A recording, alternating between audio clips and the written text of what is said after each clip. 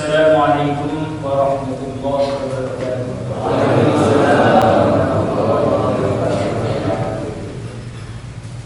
Alhamdulillahirabbil alamin wassalatu wassalamu ala asyrafil anbiya'i wal mursalin wa ala ashabihi wa azwajihi wa hadirin surah syukur dimuliakan Allah Ta'ala. Alhamdulillah Allah Ta'ala masih gunakan kita, diri kita untuk duduk dalam suatu majlis yang agung, duduk dalam suatu majlis jika seseorang berikhlas lillahi ta'ala semata-mata karena ridha Allah Ta'ala, maka dosa dia akan berkurang. Dia akan mendapatkan doa ampunan dari para malaikat dan seluruh binatang yang ada di muka bumi, bahkan sampai ikan-ikan yang ada di lautan. Dalam suatu hadis, ampunan dari para malaikat dan seluruh binatang yang ada di muka bumi, bahkan sampai ikan-ikan yang ada di lautan.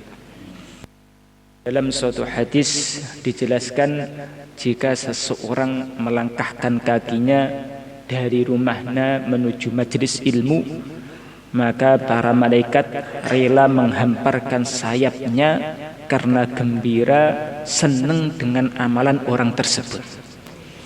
Bahkan binatang-binatang sampai ikan yang ada di lautan pun akan mendoakan ampunan bagi mereka yang melangkahkan kakinya menuju majelis-majelis ilmu. Maka kalau seseorang itu duduk dalam majelis ilmu semata-mata murni agar dirinya diridhoi Allah Ta'ala, semata-mata mendapatkan ridha Allah Ta'ala, maka baru berjalan saja, belum mendengarkannya, belum mengamalkannya, dosanya sudah berguguran, bersih dari dosa. Semoga duduk kita di sini diterima oleh Allah Subhanahu wa Ta'ala.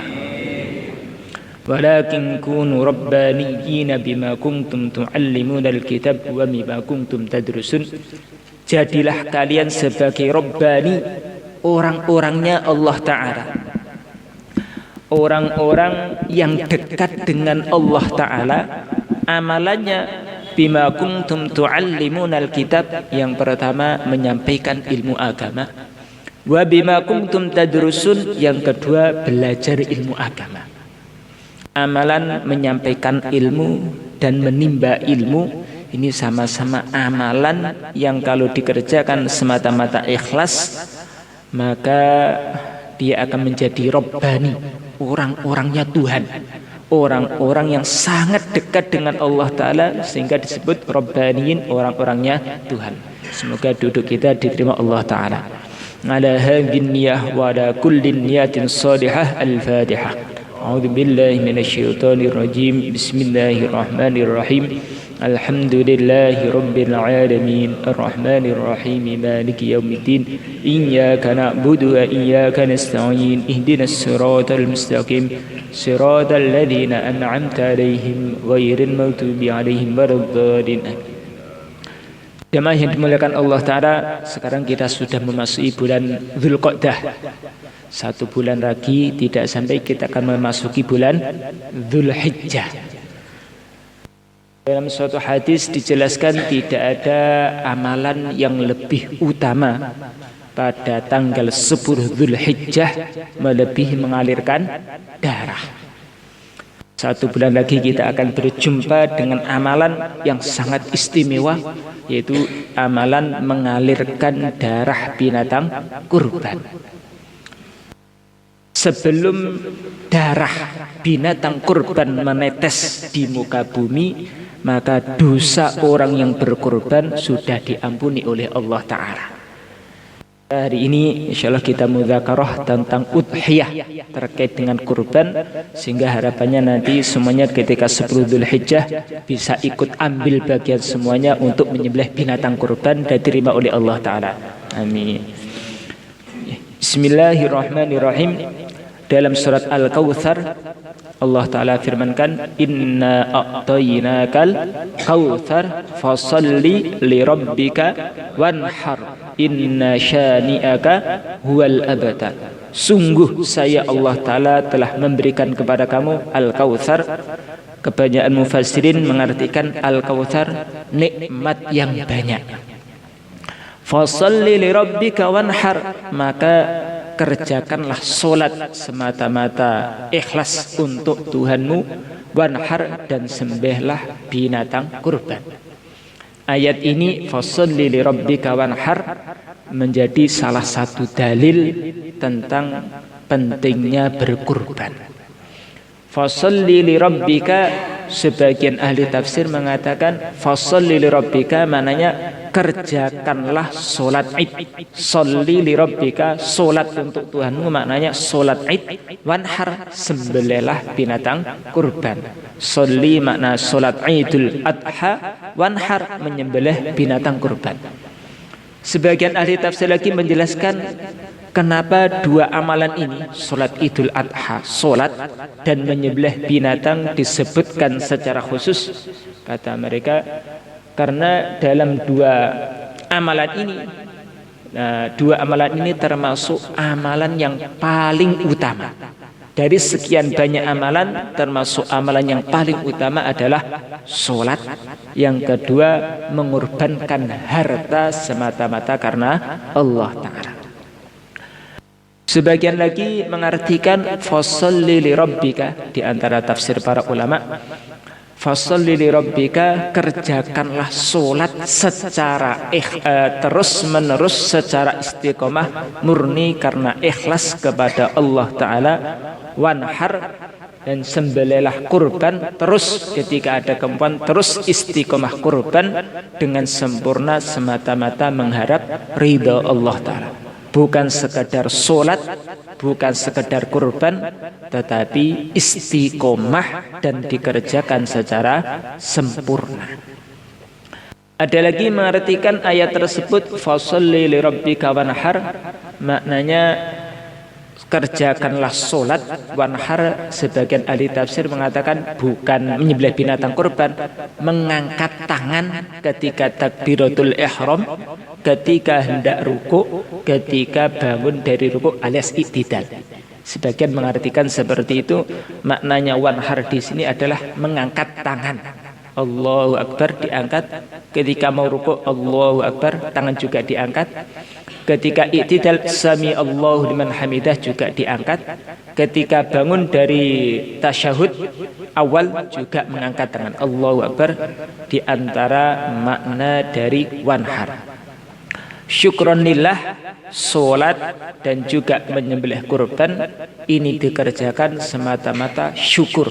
Karena di ayat yang pertama Allah Ta'ala firmankan, Inna a'tainakal kautsar, saya telah memberi kepada kamu nikmat yang banyak. Sebagai ungkapan syukur, cara syukurnya dengan cara solat dan menyembelih binatang kurban sebagai ungkapan syukur. Iya. Mengenai hukum berkurban, apa sih sebenarnya kurban menyembelih binatang pada hari Raya Idul Adha? Ada perbedaan pendapat di kalangan para ulama. Sebagian, kalau para ulama kita dari kalangan mazhab Syafi'i, mereka memilih pendapat yang mengatakan sunnah. Tapi ada juga sebagian ulama, seperti ulama-ulama dari mazhab Hanafi, India Pakistan sana, hukum kurban bagi orang yang mampu bukan sekedar sunnah tapi wajib. Maka kalau di fikih-fikih mazhab Syafi'i, sunnahnya itu tingkatannya muakkadah, sangat dianjurkan. Nah, sunnah itu kalau apalagi sudah sampai tingkatan muakkadah, kalau ditinggalkan maka akan terkena hukum makruh. Kalau wajib ditinggalkan haram, dosa. Solat itu wajib, meninggalkan solat dosa. Sebagian ulama punya pendapat berkurban pada hari raya Idul Adha bagi orang yang mampu tingkatannya wajib. Kalau ada kemampuan kok nggak kurban, maka dia berdosa. Tapi para ulama kita mazhab Syafi'i memilih pendapat yang kedua, hukumnya sunnah muakkadah. Kalau ditinggalkan maka nanti terkena hukum makruh kalau memang ada kemampuan. Tapi kalau nggak ada kemampuan ya tidak mengapa. Sunnah muakkadah di sini bersifat alal kifayah. Sering kita dengarkan ada namanya fardhu ain. Tuntutannya kepada individu setiap orang mukallaf. Kalau fardhu kifayah seperti mengurus jenazah, yang penting sudah ada yang mengerjakan dan mencukupi, maka yang enggak mengerjakan tidak terkena hukum dosa. Tapi yang dapat pahala hanya yang mengerjakan. Begitu juga udhiyah, menyembelih kurban itu sunnah muakkadah alal kifayah, bersifat kifayah atas suatu keluarga. Dalam suatu keluarga ada 6 orang. Kalau ada satu saja yang kurban, maka nanti keluarga tersebut semuanya terbebas dari tuntutan kurban, tidak terkena hukum makruh. Tapi kalau satu keluarga ada kemampuan kurban, tapi nggak mampu kurban, maka nanti satu keluarga terkena hukum makruh. Maka yang lebih hati-hati selama ada kemampuan, karena nanti kalau ada orang mampu tapi nggak mau kurban, kebanyakan ulama kita mazhab Syafi'i mengatakan makruh, tapi sebagian ulama mengatakan berdosa, karena mereka berpendapat kurban hukumnya fardhu ain. Maka yang paling hati-hati walaupun tingkatannya sunnah, selama ada kemampuan maka sangat-sangat dianjurkan untuk kurban. Minimalnya dalam satu keluarga ada satu orang yang kurban. Kemudian dalam suatu ayat dalam surat Al-Hajj Allah Ta'ala firmankan, walikulli ummatin ja'alna mamsakan liyadhkurusmallah ala ma razaqahum min bahimatil an'am. Setiap umat Allah Ta'ala menentukan suatu cara kurban tertentu agar mereka menyebut asma Allah atas rezeki yang Allah berikan kepada mereka dari binatang ternak. Dalam ayat tersebut disebutkan lafaz bahimatul an'am, binatang ternak. Maka para ulama khususnya mazhab Syafi'i dan seluruh mazhabul arba'ah, mazhab Syafi'i, Hanafi seperti India Pakistan, Maliki seperti Mekah Madinah, dan juga Hambali, itu mereka sepakat kurban itu ya harus binatang ternak. Berarti unta, kambing, sapi atau kerbau dan sejenisnya. Seluruh jenis sapi, seluruh jenis kambing, baik kambing Jawa, kambing domba ataupun etawa dan yang lainnya, maka nanti selain hanya 3 ini, selain 3 ini tidak sah. Pengen kurban menyembelih seekor kelinci, nggak sah. Kurban dengan menyembelih seekor ayam, nggak bisa, nggak bisa.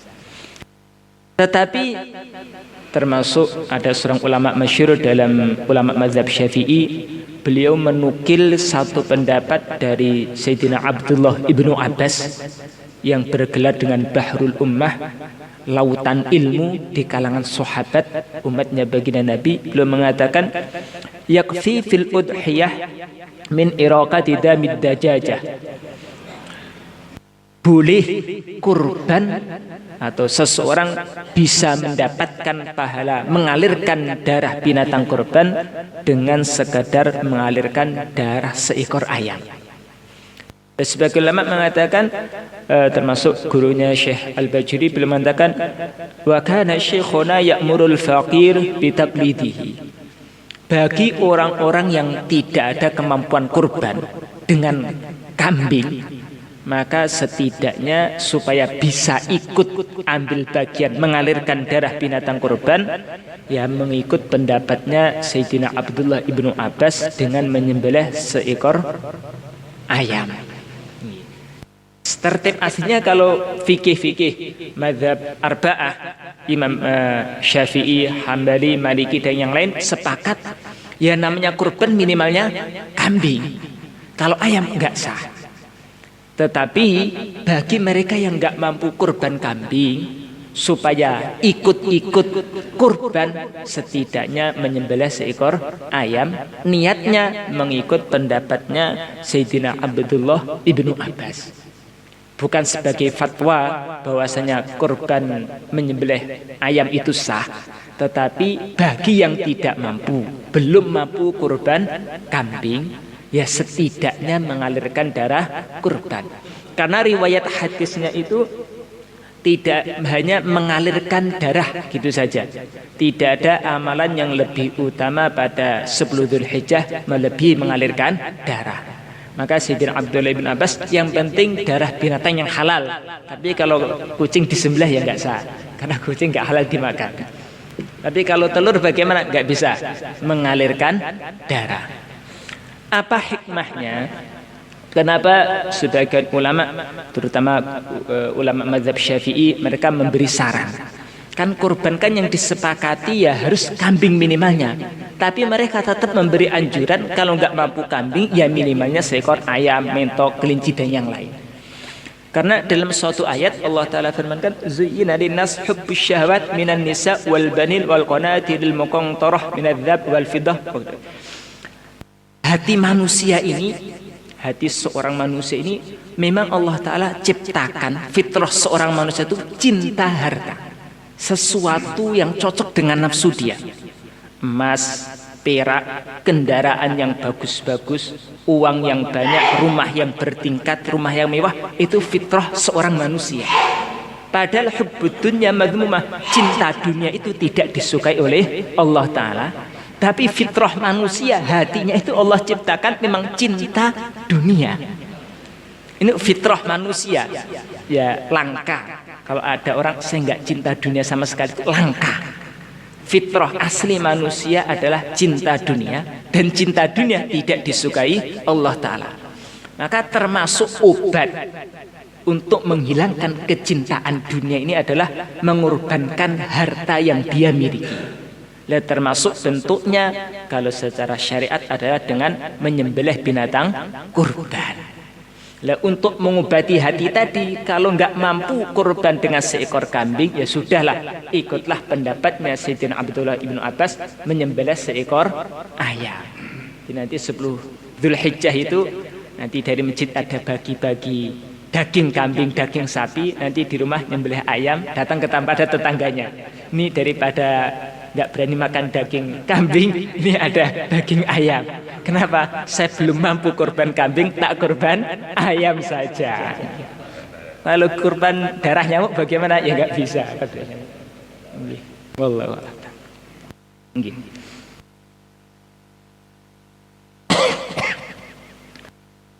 Kembali kepada hukum tadi.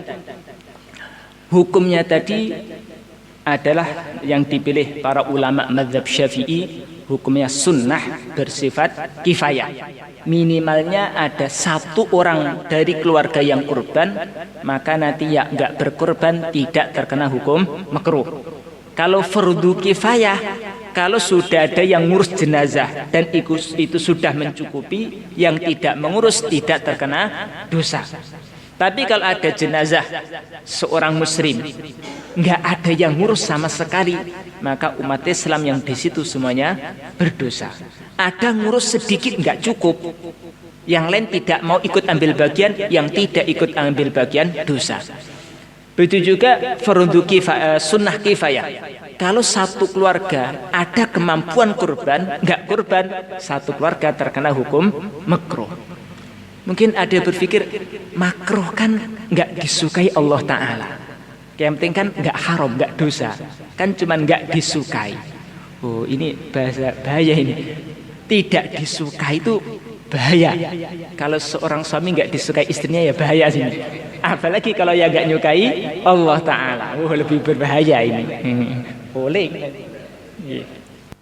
Lah, kurban itu hukumnya sunnah muakkadah.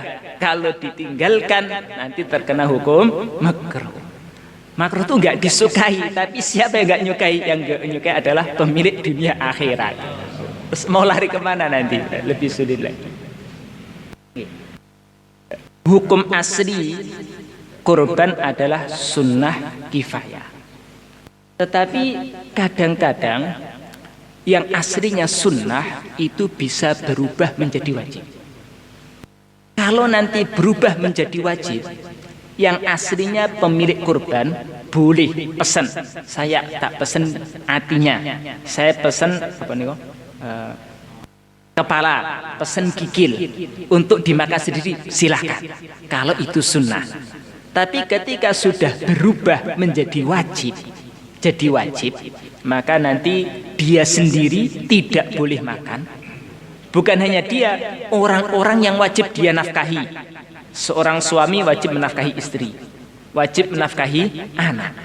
Maka bukan hanya dia yang nggak boleh makan, istrinya juga nggak ikut boleh makan dari daging kurban dia, anak-anaknya juga nggak boleh makan daging kurban. Sama ketika berubah menjadi wajib. Tapi kalau sunnah silahkan ambil bagian, silahkan. Bahkan yang paling bagus setidaknya ambil walaupun 1 suap, 2 suap, 3 suap dari barokah binatang kurban dari dia sendiri. Sunnahnya seperti itu. Tetapi kalau sudah berubah jadi wajib, maka semuanya harus disedekahkan kepada fuqara masakin, orang-orang fakir dan miskin. Nggak boleh ngambil walaupun kulitnya. Saya pesen kulitnya, pengen saya sama, jadikan alas. Kalau itu wajib tidak boleh. Ada 2 penyebab binatang kurban yang aslinya sunnah berubah menjadi wajib. Yang pertama disebabkan nazar, sakit parah. Kemudian dia nazar, ya Allah saya nazar, nanti kalau saya sembuh maka saya akan menyembelih binatang kurban nanti hari raya Idul Adha. Sembuh betulan, maka dia wajib menyembelih binatang kurban. Menyembelihnya wajib. Kemudian kalau dilanggar wajib bayar kafarah nazar. Nanti kalau dia kurban nanti hukumnya wajib, karena hukum kurban bagi dia wajib, dia sendiri nggak boleh makan, anak istri juga tidak boleh ngambil walaupun sekedar kulitnya, semuanya harus disedekahkan kepada fakir miskin. Yang pertama nazar, saya nazar kalau tahun ini bisa berangkat haji, karena tertunda-tunda terus berangkat haji, saya nazar akan menyembelih seekor unta. Saya nazar nanti kalau dapat visa sampai tembus India Pakistan, saya akan menyembelih seekor kambing, menyembelih binatang kurban. Maka udhiyah kurban yang aslinya sunnah berubah menjadi wajib, semuanya harus disedekahkan. Dia anak istri yang wajib dia nafkahi, termasuk ayah ibu yang memang sudah jadi tanggung jawab dia, karena ayah ibu nggak punya penghasilan, nggak punya harta untuk mencukupi diri sendiri, maka juga tidak boleh ikut ambil bagian dari daging kurban dia. Tapi kalau selama sunnah hukumnya boleh-boleh saja, bahkan disunahkan.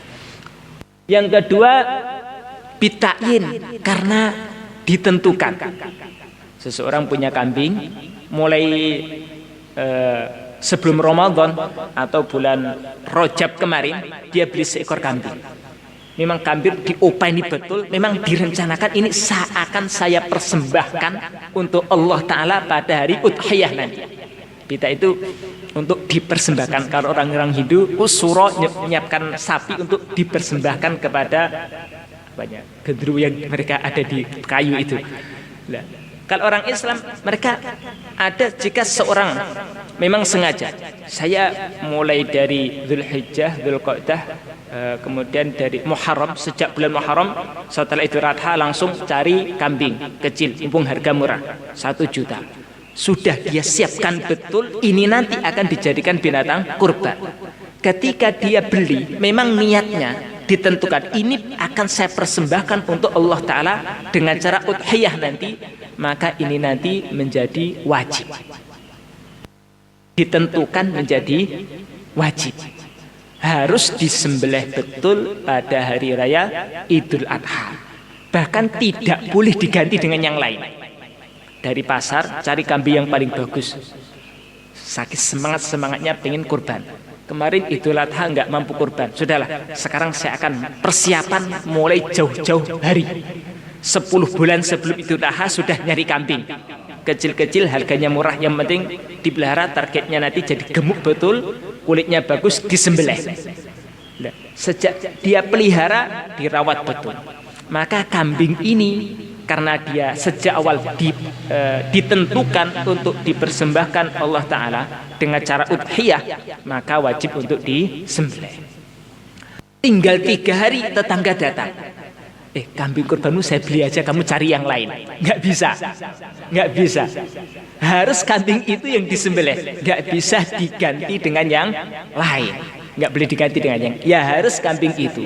Wah, saya tak butuh uang ini, saya jual aja, saya belikan kambing yang lain, yang penting saya nyembelih kurban. Nggak bisa. Ya harus kambing itu yang digunakan untuk kurban. Itu ketika bitakyin.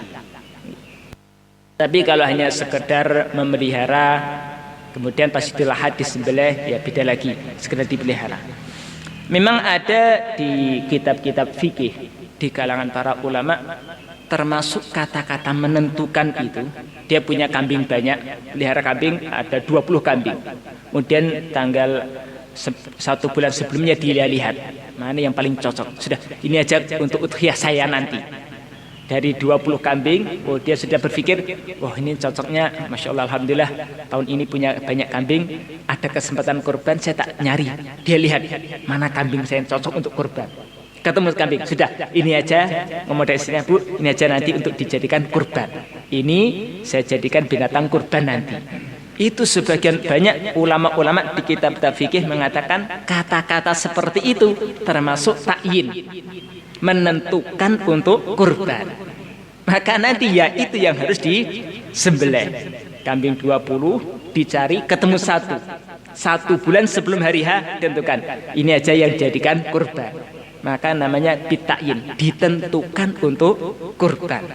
Sudah disiapkan hatinya, menyiapkan ini untuk kurban, maka ini yang harus disembelih. Ada pemborong datang, sudah ini saya beli aja termasuk yang ini. Oh nggak bisa, yang ini aja sudah, harga 3 juta saya beli. Kamu ganti aja yang lain, saya tertarik betul dengan ini, warnanya bagus, tanduknya bagus, sudah kamu yang itu aja, saya ini. Oh nggak bisa, karena sudah ditentukan, nggak boleh diganti yang lain, nggak ada yang lain.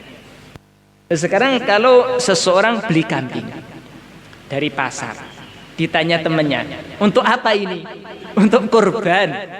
Apakah seperti itu sudah termasuk kategori takyin sehingga ditentukan sehingga harus disembelih? Memang banyak ulama yang mengatakan seperti itu.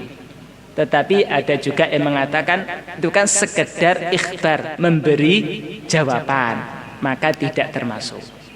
Tapi banyak juga yang mengatakan itu pun juga termasuk. Terus nanti kalau ditanya bagaimana ini supaya nggak harus, ya jawab aja, ini nanti untuk apa? Saya sembelih 10 Dzulhijjah. Kalau disembelih 10 Dzulhijjah belum tentu kurban. Untuk apa? Rencana nanti saya sembelih. Untuk apa? Ya disembelih. Nah kalau seperti itu aman sekali. Tapi kalau untuk apa itu? Mau saya jadikan kurban. Banyak ulama mengatakan termasuk menentukan sehingga harus disembelih. Tapi ada juga beberapa ulama mengatakan itu bukanlah menentukan, wong dia sekedar memberi jawaban. Allahu akbar.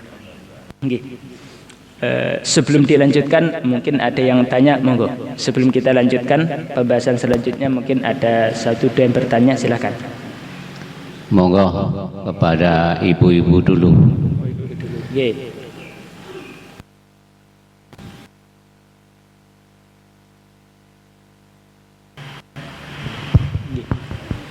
Assalamualaikum warahmatullahi wabarakatuh. Waalaikumsalam warahmatullahi wabarakatuh. Yang saya tanyakan apabila ada takmir masjid, kebetulan di hari kurban itu nanti dia menjadi panitia yang mengurusi kurban. Lah beliau itu disuruh untuk mencarikan hewan kurban. Misalkan dia misalkan sapi yang dia beli itu seharga 20 juta, belum di DP saat dia sudah ketemu sapinya, tapi dari dia itu dijual misalkan 25 juta. Itu bagaimana hukumnya? Lalu yang kedua, untuk kurban ayam itu tadi, apakah ada ketentuan misalkan harus 10 ekor ayam atau berapa gitu? Hanya itu yang saya tanyakan, mohon penjelasannya Terima kasih sebelumnya. Assalamualaikum warahmatullahi wabarakatuh.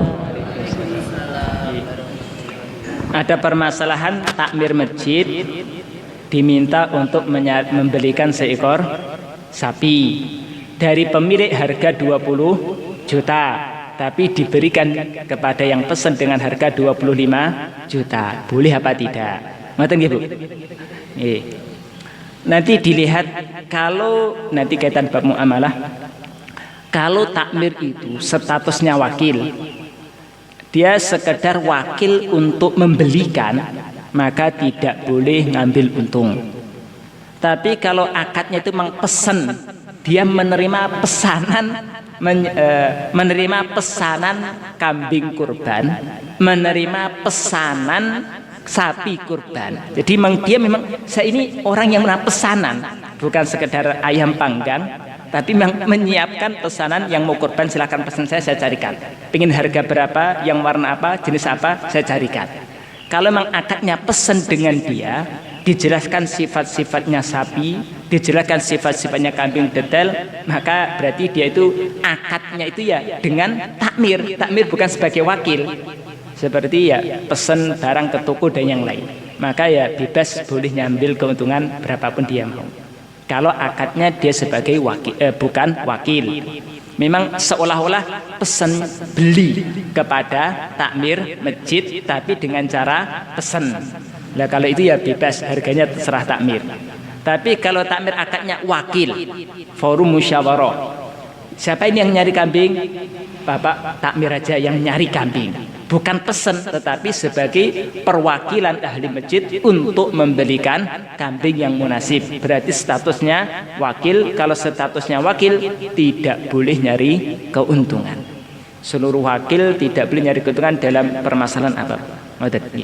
Kemudian yang kedua, tadi saya sampaikan pendapat dari Sayyidina Abdullah ibnu Abbas, bagi yang nggak mampu. Kalau mampu kemudian beralih dengan ayam, ya jangan. Ini bagi yang nggak mampu, ingin kurban kambing tapi belum ada kemampuan. Dianjurkan mengikuti pendapatnya Sayyidina Abdullah Abbas. Apakah harus minimal 10 ekor ayam? Kalau mampu bagus, tapi kalau satu pun itu sudah mencukupi. Satu sudah boleh, tidak harus sampai 10. Monggo satu kali lagi untuk ibu-ibu yang terakhir.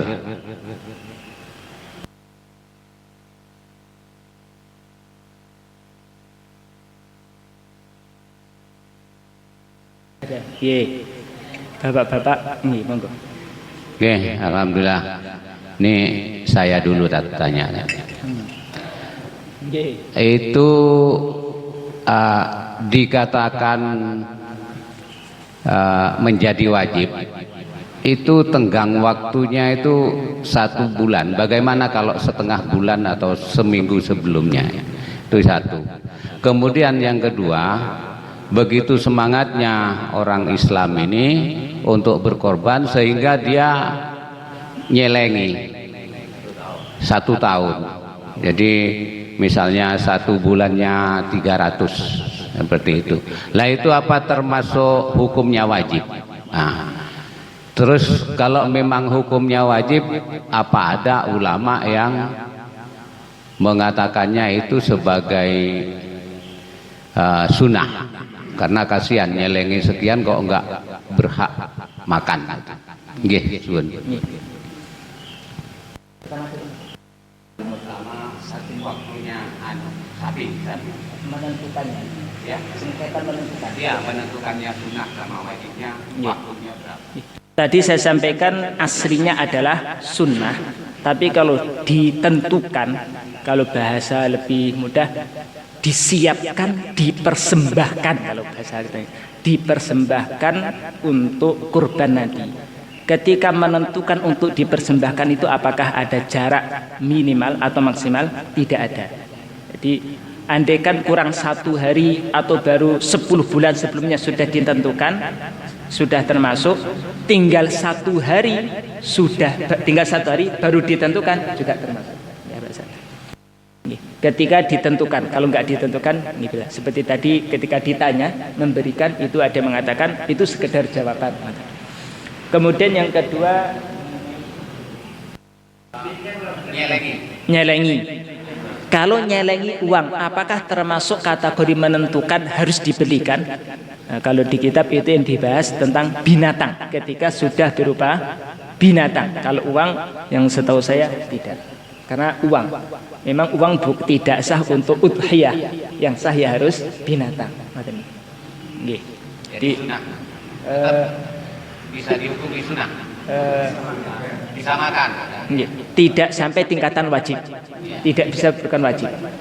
Kurban bagi yang mampu, kalau nanti nyelengi setiap bulannya 200.000, ternyata ada beberapa bulan yang tidak mampu nyelengi, sehingga terkumpul cuman 1 juta umpamanya, belum cukup untuk binatang kurban. Atau dapat baru 1.800.000 dapat kecil, apakah nanti termasuk takyin sehingga harus dibelikan? Belum. Tapi berarti dia termasuk orang yang mampu. Kalau mampu hukumnya sunnah. Oke, monggo Pak Ribut.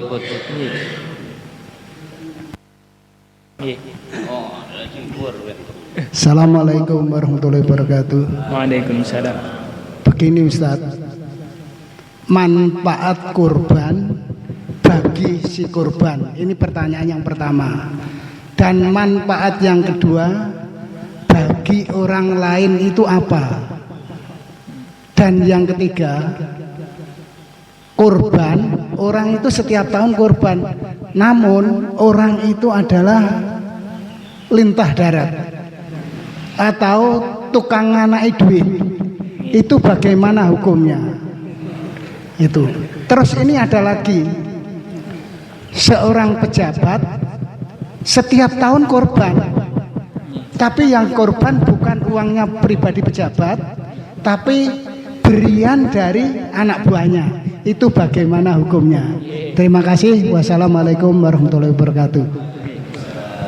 Manfaat bagi orang yang kurban, di antara fadilah-fadilah bagi orang yang kurban, di antara matayakum, nanti di akhirat binatang kurban menjadi kendaraan mereka.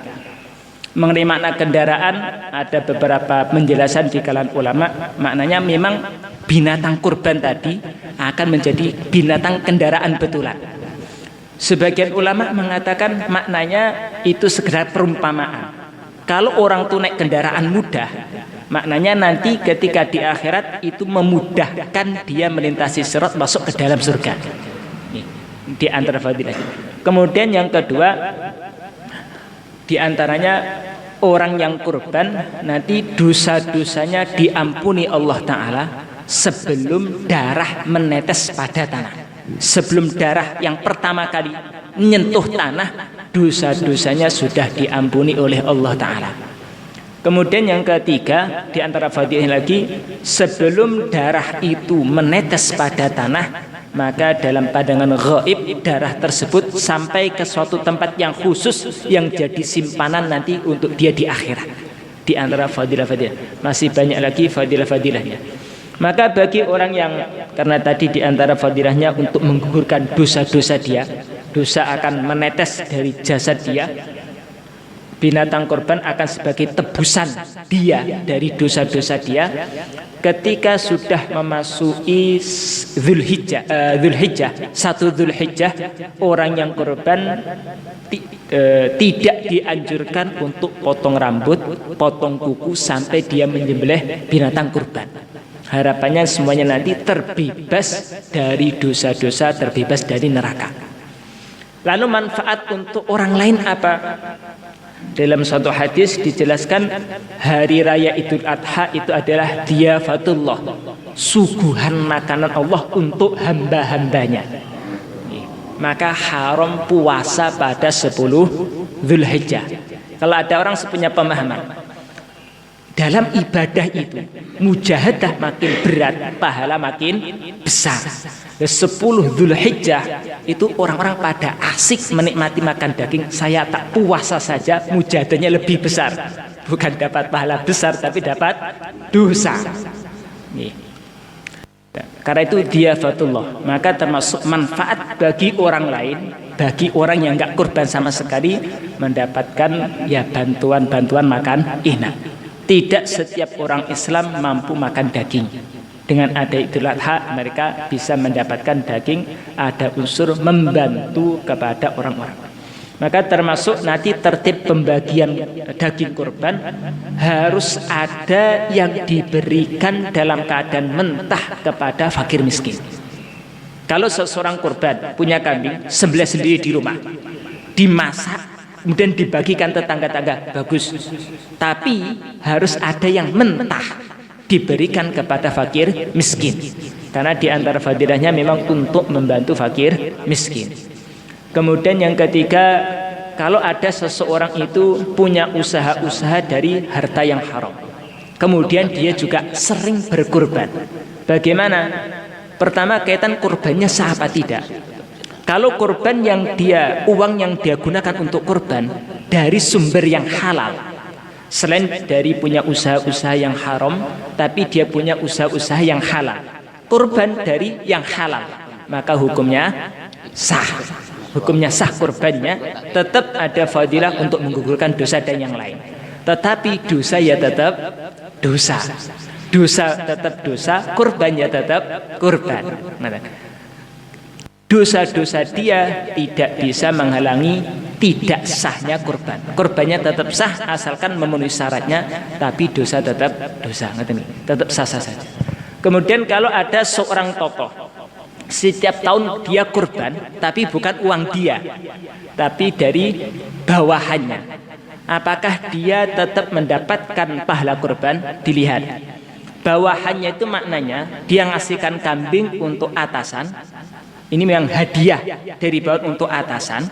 Kemudian nanti disembelih atas nama atasannya tadi, atau bagaimana? Atau yang kedua, yang korban anak buahnya, tapi lewat atasan sekedar wakil untuk nyembelihkan atau mengirimkan ke masjid-masjid. Kalau memang disembelih atas nama si atasan, ya pahala untuk dia. Tapi kalau disembelih atas nama bawahan, yang dapat pahala ya bawahannya. Dia sekedar pahalanya membantu orang yang kurban. Itu begini Ustaz. Orang pimpinan kan punya hak otoriter. Memerintahkan kan tolong misalnya. Tolong mau bantu. Tapi enggak ngasih apa-apa, hanya bicara. Karena bawahan ini loyal terhadap atasan, akhirnya mencari. Ini Bapak. Nanti tergantung disembelih atas nama siapa. Kalau nyembelihnya ketika disembelih, ini disembelih atas nama atasan dia, berarti yang dapat pahala atasannya. Tapi kalau disembelih atas nama bawahannya, tetap yang dapat pahala bawahannya. Ini atasan, nanti sebelah atas nama saya, dagingnya untuk Bapak, silahkan. Tergantung disembelih atas nama siapa. Maka ada pembahasan dalam kitab fikih, kurban, dia yang kurban tapi atas nama orang lain. Mungkin punya kawan akrab nggak mampu kurban, diam-diam dia nyembelih binatang kurban untuk kawannya. Bagaimana seperti itu? Kalau kurban atas orang yang masih hidup, orang masih hidup harus dapat izin dari orang yang kita kurban atas nama dia. Punya kawan akrab, Masya Allah dia kok setiap tahun nggak pernah kurban, pengen kurban. Kalau ngomong saya pengen kurban, dia ada semangat kuat, tapi memang belum ada rezekinya. Kemudian kita kasihan, sudahlah saya tak kurban atas nama dia. Itu sah dengan syarat harus atas seizin dia tahu ya nggak apa-apa. Maka kami biasanya teman-teman santri mereka ya ikram kepada guru-guru Romo Yubedillah dan yang lain, mereka kadang-kadang satu kelas dapat 1 ekor sapi, itu izin Pak Yai, izin nanti kami nyembelih seekor sapi atas nama Pak Kiai, ya harus sah. Tapi kalau nggak ada izin maka hukumnya tidak sah. Maka kurban atas nama orang yang telah meninggal dunia. Dulu ayah ibunya kehidupannya sederhana, belum mampu kurban. Ketika dia, alhamdulillah Allah kasih keluasan rezeki, tapi sayangnya orang tua sudah meninggal dunia. Akhirnya dia sebagai anak ingin berbakti kepada orang tua, nyembelih seekor sapi atau seekor kambing atas nama ayah dia yang telah meninggal dunia. Bagaimana seperti itu? ada perbedaan pendapat di kalangan ulama. Bagi tadi yang saya sampaikan, nyembelih atas nama orang lain itu harus dapat izin. Lah kalau sudah mati izinnya bagaimana? Nggak bisa, maka tidak sah. Berbeda kalau orang tuanya dulu pesan, nak, ayahmu itu dulu tuh pengen kurban, belum ada kemampuan, sudah sejak muda niat kurban belum pernah terhasilkan, maka saya pesan, nanti walaupun saya sudah meninggal dunia, kalau kamu ada kemampuan kurban, tolong kurban atas nama saya. Berarti dia wasiat, berarti orang tua tahu kalau seperti ini hukumnya sah. Tapi tetap ada juga ulama yang mengatakan kurban atas nama keluarga yang sudah meninggal dunia, walaupun nggak tahu orang tuanya karena nggak pernah pesen dan sudah meninggal dunia, mau izin juga nggak bisa. Allah belum kasih kita izin untuk izin secara gaib, maka mereka mengatakan tetap sah saja. Tapi yang kebanyakan ulama mengatakan tidak sah, karena kalau atas nama orang lain itu harus izin. Izin kepada orang mati nggak bisa, kecuali harus wasiat.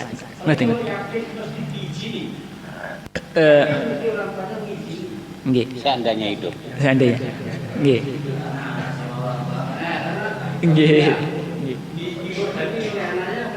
Mesti diizini. Kebanyakan ulama mengatakan tetap nggak bisa, harus izin. Termasuk seperti dalam bab zakat, bagi anak yang sudah dewasa, sudah punya penghasilan sendiri khususnya, itu orang tua tidak wajib mengeluarkan zakat atas nama si anak. Bahkan ketika dia ingin mengeluarkan zakat atas nama si anak, ya harus seizin anaknya. Walaupun anaknya ya seneng-seneng aja, nggak perlu mengeluarkan uang. Nah, begitu juga kaitan kurban. Tentu insya Allah kawannya kalau dia kurban atas nama dia, senang sekali, alhamdulillah kawan saya mau kurban atas nama saya, tetap harus izin. Nggih. Nggih, Mas Wawan. Bismillahirrahmanirrahim. Assalamualaikum warahmatullahi wabarakatuh. Mohon izin tanya, yang pertama itu tingkat kewajiban di dalam berkorban, tetapi seseorang tadi masih punya kewajiban hutang piutang. Itu didahulukan berkorbannya dulu, ataukah tetap harus melunasi hutangnya dulu baru bisa berkorban? Itu yang pertama. Yang kedua, ketika ada suatu, katakanlah ini mohon maaf, ada satu instansi atau SD begitu, kemudian menyembelih korban karena ini musim korban, menyembelih kambing 2. Lalu ini keniatannya bagaimana? Sedangkan di situ tidak diniatkan perorangan. Apakah ini termasuk hanya sedekah atau bagaimana hukumnya? Terima kasih. Kurban hukum aslinya sunnah, sunnah, kecuali kalau asbab nazar atau ditentukan tadi. Tapi hukum aslinya sunnah. Kalau hukumnya itu sunnah, dia punya utang, mana yang harus didahulukan? Bayar utang wajib. Bahkan hak adami ini lebih berat daripada hakullah.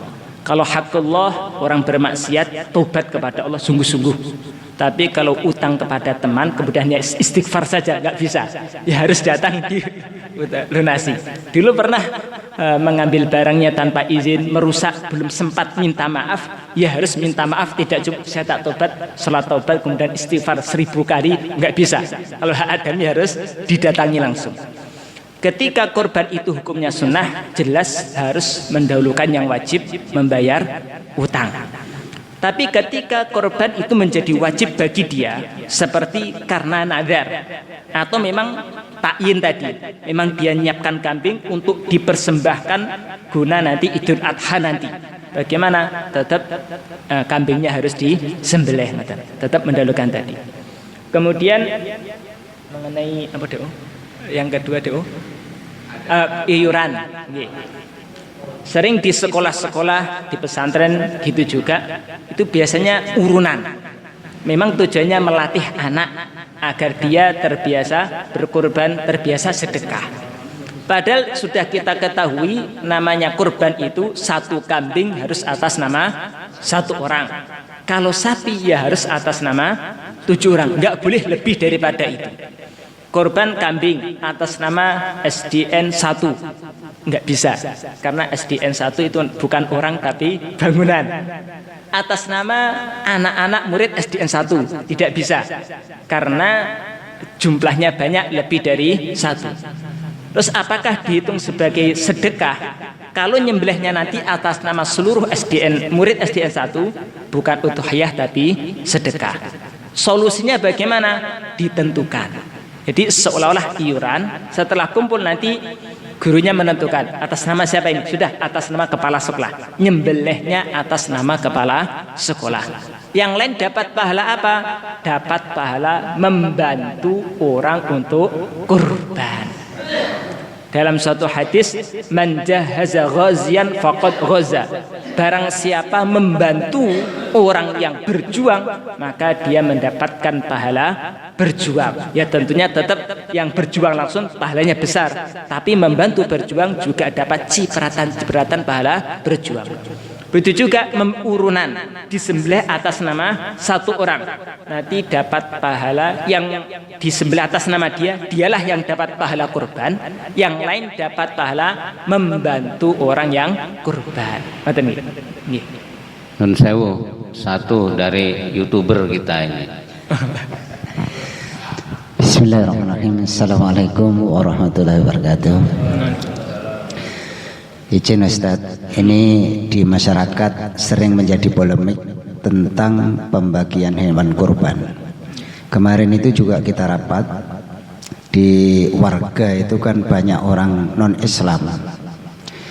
Nah, kurban itu kan tidak boleh diberikan non Muslim, harus orang Islam. Nah, seperti itu. Terus kemarin tuh dijata, dicatat, tetapi caranya itu yang panitia itu misalnya tetangganya ada 4, jadi dikasih 5. Nanti ini kita kasih 5, nanti sedekahkan ke tetangga yang non Muslim. Nah, pendapat dari teman-teman itu, masa sama-sama orang tetangga dekat kok nggak dikasihkan, nggak enak. Padahal ini kan syariat. Hewan kurban kan tidak boleh, sudah jelas. Gimana dengan rasa nggak enak tentang nggak ngasih hewan kurban ini? Solusinya bagaimana yang terbaik, Ustaz? Demikian. Assalamualaikum warahmatullahi wabarakatuh. Daging kurban ini khusus dibagikan kepada umat Islam, tidak boleh dibagikan selain umat Islam. Sekarang hidup di daerah minoritas Muslim, mayoritas non Muslim. Kalau ada acara apa-apa yang non Muslim sering bantu. Masa hari kurban kita makan daging mereka nggak dikasih? Bagaimana seperti itu? Di antara solusinya seperti tadi yang disampaikan, dibagi kepada umat Islam. Umat Islamnya nanti yang ngasihkan kepada tetangganya. Itu hak dia. Seperti kulit. Kulit itu walaupun kulit daging kurban nggak boleh dijual. Daging kurban nggak boleh diberikan kepada masjid, itu ya diberikan kepada umat Islam. Dan termasuk solusinya kulit kadang kan banyak dijual nggak boleh. Solusinya bagaimana? Kasihkan orang miskin, orang fakir yang semangat kurban untuk masjid. Maknanya apa? Nanti kita target dia dulu untuk fadilahnya ikut kurban masjid. Maka nanti kulit di akadnya daging kurban diberikan pada dia. Bersama dia nanti dijual, uangnya diberikan masjid. Itu boleh. Tapi kalau langsung diserahkan masjid kemudian dijual nggak boleh. Atau langsung dijual, uangnya dikasihkan masjid, nggak bisa, karena daging kurban nggak boleh dijual. Maka solusinya dikasihkan kepada orang yang berhak, fakir miskin. Dan fakir miskin memang boleh menjual daging kurban. Kulit juga boleh dia jual, nanti uangnya diberikan kepada masjid, itu boleh. Atau nanti kulitnya ingin dijadikan beduk, nggak boleh langsung ke masjid. Solusinya diberikan kepada salah seorang, nanti setelah jadi hak dia, baru dialah yang menghibahkan kepada masjid. Maka tadi sama diberikan kepada mungkin setiap muslim, yang tetangganya non muslim dikasih jatah agak banyak. Nanti dia yang ngasih kepada tetangganya, akadnya untuk dia. Itu milik dia, kemudian setelah jadi milik dia, dan nanti dia bebas. Ngoten niki. Allah. Nggih, insyaallah tanya jawab selesai. Mohon doanya. Satu tentunya untuk guru kita Syekh Anwar Muhis yang lagi melaksanakan ibadah haji bersama ahliannya. Moga diberi kesehatan, keselamatan, kelancaran, kemudahan, dan Allah terima ibadahnya. Kemudian yang kedua, jamaah kita Ibu Asrori ini sedang sakit di rumah sakit, semoga Allah sembuhkan. اللهم صل وسلم وبارك وترحم وتحنن على سيدنا محمد والحمد لله رب العالمين. ربنا تقبل منا إنك أنت السميع العليم وتب علينا يا مولانا إنك أنت التواب الرحيم. اللهم اجعل اجتماعنا هذا اجتماعا مباركا وتفرقنا بعده تفرقا مرحوما معصوما. اللهم لا تجعلنا ولا معنا ولا منا شكيا ولا محروما. هب المسيئين منا للمحسنين. اللهم اجعله حجا مبرورا وسعيا مشكورا تجارة لم تبور. اللهم يسر أموره وبارك في جميع شؤونه واحفظه إنك على كل شيء قدير. يا شافي يا شافي يا شافي إنك أنت الشافي فاشفها شفاء عاجلا شفاء لا يغادر سقما ولا ألما. يا شافي يا شافي يا شافي إنك أنت الشافي فاشفها شفاء عاجلا شفاء لا يغادر سقما ولا ألما. وصلى الله على سيدنا الحمد لله رب العالمين. الفاتحة. جزاكم الله خير. سبحان الله بحمده سبحانك أشهد. السلام عليكم ورحمة الله وبركاته.